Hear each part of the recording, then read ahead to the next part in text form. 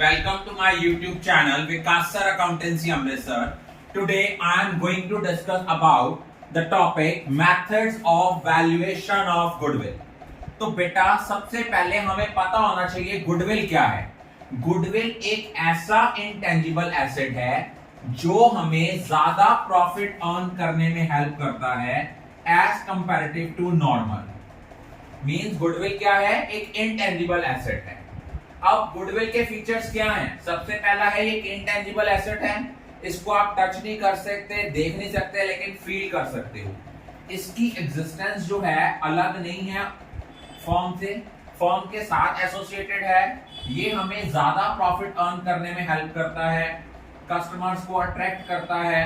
और ये एग्जिस्टेंस में कब क्यों आता है? Due to various factors. और इसकी वैल्यू सब्जेक्टिव है।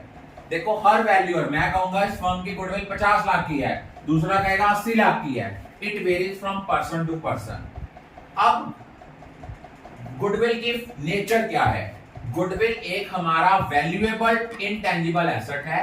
इसको हम अमोर्टाइज करते हैं over it's estimated useful life. Amortise करने का मतलब क्या होता है? हम इसको राइट ऑफ करते हैं।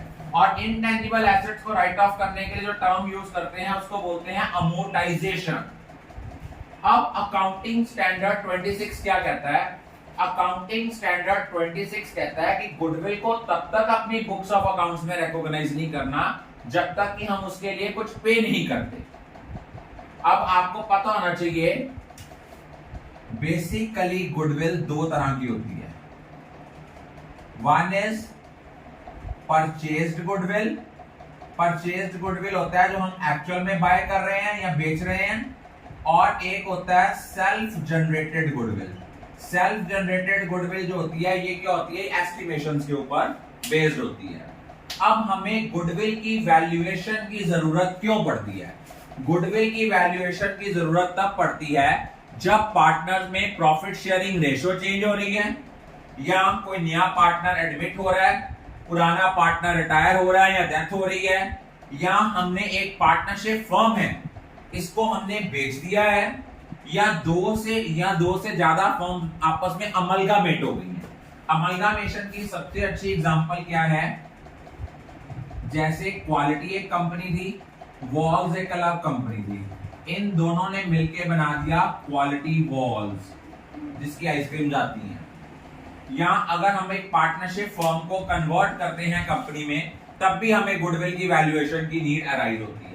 अब गुडविल की वैल्यूएशन को कौन कौन से फैक्टर्स इफेक्ट करते हैं? पहला है एफिशिएंट मैनेजमेंट। जस्ट लाइक अब आप लोग देखिए डीएवी इंस्टीट्यूशंस की गुडविल क्यों है?